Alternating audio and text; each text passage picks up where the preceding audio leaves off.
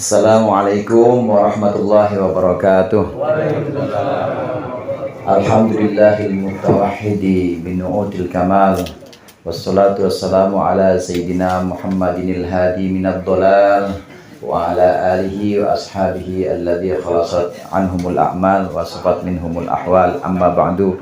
Yang sama-sama kita hormati tuan rumah Bapak RT Herman beserta keluarga besar almarhum Bapak Haji Amin dan Ibu Haja Suhanah, para asatidz, para guru, Ustaz Sanwani, Ustaz Zaini, Ustaz Madroji, Ustaz Sayyid Al-Khaldri, dan segenap asatidzah lain, bapak-bapak hadirin jamaah majelis haul yang dimuliakan oleh Allah. Malam hari ini kita hadir untuk mendoakan almarhum dan almarhumah. Mudah-mudahan Allah menjadikan kuburnya raudhah min riyadil jannah. Amin. Allah Subhanahu wa taala berfirman, inna ashabal jannatil yawma fi syughulin fakihun hum wa azwajuhum fi dhilalin 'alal araiki muttaqiun. Sesungguhnya para penghuni surga pada hari ini itu dalam kenikmatan, sibuk di dalam kenikmatan. Mereka dengan pasangan-pasangannya ini ada dalam dipan yang bersenderan. Mudah-mudahan ini yang ada dan diharapkan untuk almarhum dan almarhumah. Karena sesungguhnya orang tua kita yang sekarang kita doakan ini sedang ada di satu tempat yang kita mohonkan kepada Allah, termasuk raudhah min riyadil jannah. Amin. Walaupun belum surganya, tapi masih tamannya. Yang namanya taman ya tetap enak, tamannya surga. Kecuali tamannya taman di dunia, macam-macam dah tuh. Tapi kalau taman surga udah pasti enaknya. Ini yang kita mohonkan, kita mintakan kepada Allah. Mudah-mudahan almarhum dan almarhumah Allah tetapkan dan Allah tempatkan di raudhah min riyadil jannah. Hadirin jamaah rahimakumullah. Pernah ada pertanyaan yang terbersit dalam hati saya dan juga beberapa teman-teman mungkin. Kira-kira kalau ada air misalnya di satu kamar mandi seperti Masjid Al-Mujahidin, itu embernya belum satu kula, betul ya? Masih sedikit. Begitu kita masuk, itu kira-kira airnya najis apa suci? Atau lebih kecil lagi, kadang embernya lebih kecil lagi, kadang ember yang kayak di kamar mandi WC umum itu kecil, itu air najis apa suci kira-kira? Suci tapi tidak mensucikan. Ya, jawabannya ada yang bilang najis, ada yang bilang suci tapi tidak mensucikan. Air yang ada dalam ember, yang buat kita cebok, itu suci apa najis tuh kira-kira?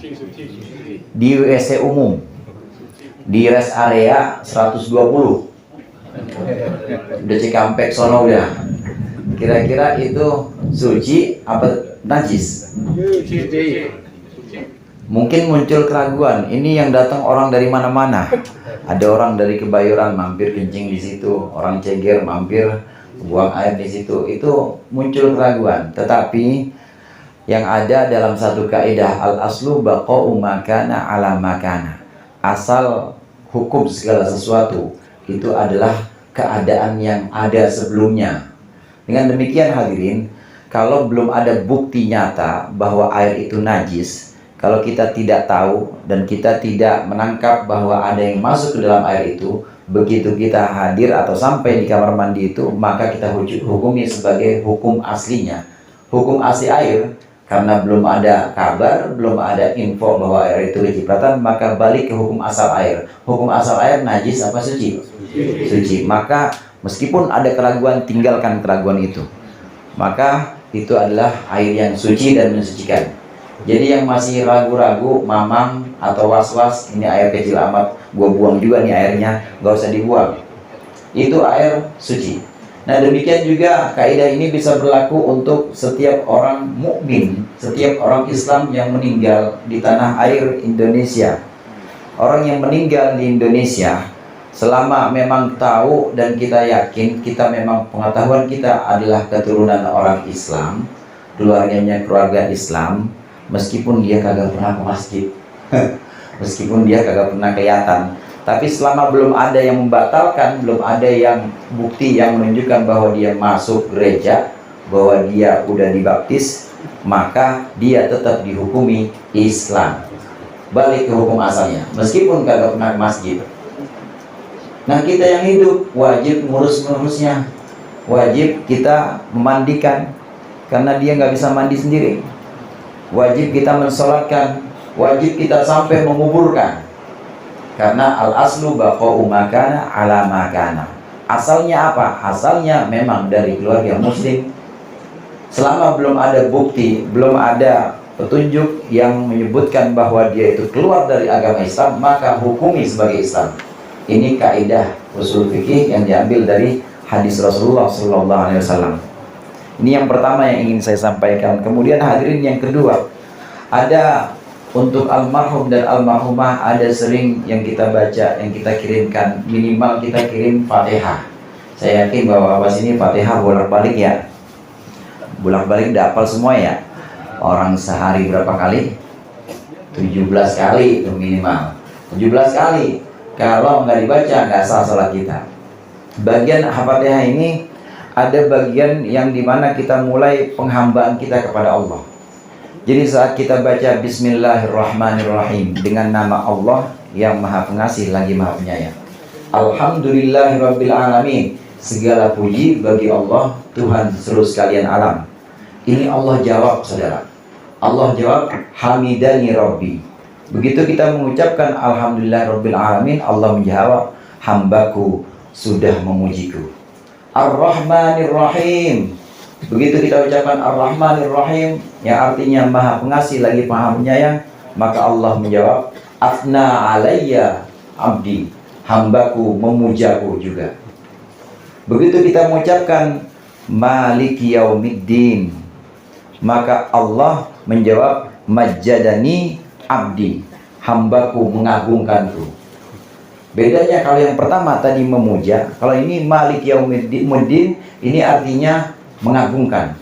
Karena kata-kata Malik ini artinya yang memiliki hari pembalasan. Kalau udah hari pembalasan, mau yang di sini kayak Bang Haji Gojali dibalas mah balas aja sono. Gedenya kayak apa juga namanya hari pembalasan. Jadi awal Al-Fatihah ini masih sifat-sifat jamal atau masih sifat-sifat indah Allah. Ar-Rahmanir-Rahim, Maha Pengasih, Maha Penyayang.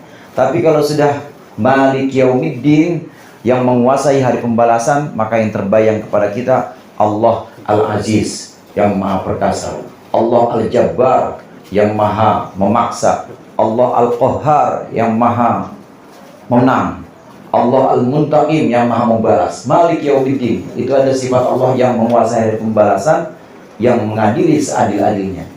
Maka Allah menjawab, Majjadani abdi, hambaku sudah mengagungkanku. Nah, sampailah kita pada ayat inti dari ibadah atau ubudiyah kita. Iyyaka na'budu wa iyyaka nasta'in. Hanya Engkau yang kami sembah. Wa iyyaka nasta'in, dan hanya Engkau yang kami mintai pertolongan. Hadirin sekalian, di sini sudah mulai. Di sini Allah menjawab, Hadza baini wa baina abdi. Ini antara aku dan hambaku, kata Allah. Waktu kita mengucapkan ya Allah, hanya Engkaulah yang kami sembah. Wa iyyaka nasta'in, hanya Engkaulah yang kami mintai pertolongan.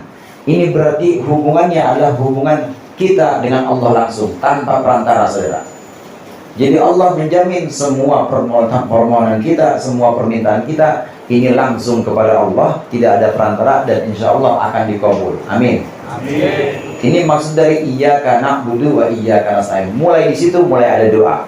Yang sebelumnya masih pujian-pujian, kemudian mulai dari iyyaka na'budu wa iyyaka nasta'in. Ini sudah mulai dari inti ibadah, yaitu permohonan doa kita atau penghambaan kita kepada Allah Subhanahu wa taala. Ini yang pertama dari iyyaka na'budu wa iyyaka nasta'in. Kemudian yang kedua, hadirin, sigat iyyaka na'budu wa iyyaka nasta'in. Ini sebutannya dengan domir mu'adzam nafsah atau mutakallim ma'al ghair, yaitu artinya kami. Iyyaka na'budu, hanya Engkau yang kami sembah, bukan saya. Iyyaka na'budu, hanya Engkau yang kami sembah. Wa iyyaka nasta'in, dan hanya Engkau yang kami mintai pertolongan. Ini kami, bukan aku. Ini untuk menunjukkan bahwa saat kita baca Iyyaka na'budu, hanya Engkau yang kami sembah, ini maksudnya kita menyertakan sahabat-sahabat kita, menyertakan keluarga kita, menyertakan orang-orang terdekat kita yang ikut dalam doa itu. Dan kalau imam berarti menyertakan makmum ma'an. Waktu imam menyebutkan Iyyaka na'budu, ya Allah hanya Engkau yang kami sembah, itu maksudnya ya saya, ya jamaah yang di belakang saya, hanya Engkau yang kami sembah ya Allah. Ini menunjukkan bahwa dalam Fatihah ini ada yang namanya solidaritas. Apa Pak? Solidaritas, solid. Jadi solid, makmum sih sama imam kagak solid. Makmum sama imam sih kayak orang musuhan, nggak boleh. Kudu solid. Ini imam waktu mengucapkan Iyyaka na'budu wa iyyaka nasta'in, ini menunjukkan harus ada solidaritas. Kami di situ bukan aku, hanya Engkau yang kami sembah dan hanya Engkau yang kami mintai pertolongan. Ada kebersamaan di situ hadir. Ini yang kedua dari makna Iyyaka na'budu wa iyyaka nasta'in. Kemudian yang ketiga, saudara, waktu kita menyebutkan hanya Engkaulah yang kami sembah atau kami ibadahi, wa iyyaka nasta'in, hanya Engkau yang kami mintai pertolongan. Paling dekat kita minta pertolongan untuk apa? Paling dekat adalah untuk kata sebelumnya. Hanya Engkaulah yang kami sembah dan hanya Engkau yang kami mintai pertolongan. Pertolongan untuk apa? Pertolongan untuk menyembahmu sebaik-baiknya. Jadi nggak usah jauh-jauh minta tolong supaya dibikinin rumah ya Allah, minta tolong supaya dilunasin utang, minta tolong supaya dibeliin tanah, minta tolong supaya dicariin mantu. Nggak usah jauh-jauh situ. Tapi wa iyyaka nasta'in, hanya Engkaulah yang kami mintai pertolongan. Maksudnya kami minta pertolonganmu ya Allah, supaya kami menyembahmu dengan sebaik-baiknya, ibadah yang sebenar-benarnya. Jadi tafsir dari ayat ini, kami minta pertolongan hanya kepada Engkau ya Allah, maksudnya kami minta pertolongan untuk na'budu, kami minta pertolongan untuk beribadah. Itu yang paling dekat. Jadi saya ulangi lagi, hanya Engkau yang kami mintai, hanya Engkau yang kami ibadahi atau sembah, dan hanya Engkau yang kami mintai pertolongan untuk bisa sebaik-baiknya ibadah. Kita minta pertolongan supaya sholat kita benar-benar sholat yang baik, amin. Supaya puasa kita puasa yang lahir batin, amin. Supaya sedekah kita sedekah yang ikhlas, amin. Itu supaya kita minta pertolongan kepada Allah, ibadah-ibadah kita ini dibimbing oleh Allah, ibadah kita ini ditolong oleh Allah supaya jadi ibadah yang sesungguhnya. Ini yang ketiga, makna dari Iyyaka na'budu wa iyyaka nasta'in. Yang keempat, saudara, Iyyaka na'budu wa iyyaka nasta'in, ini juga menunjukkan kepada kita, sebelum kita minta apa-apa, nasta'in minta tolong, hanya kepadamu kami menyembah dan hanya kepadamu kami minta pertolongan. Ini sebelum kita minta pertolongan, perbaiki dulu ibadah kita. Na'budunya diperbaiki dulu. Perbaiki dulu bagaimana kita menyembah Allah. Setelah kita baik menyembah Allah, setelah kita dengan upaya semaksimal mungkin ibadah kita yang baik, baru sepertinya baru pantaslah kita untuk nasta'in. Jangan belum apa-apa, sholat kagak, puasa Ramadan jarang, tapi udah minta lebaran aja. Ya Allah, lebaran THR ya, gedean, puasanya kagak.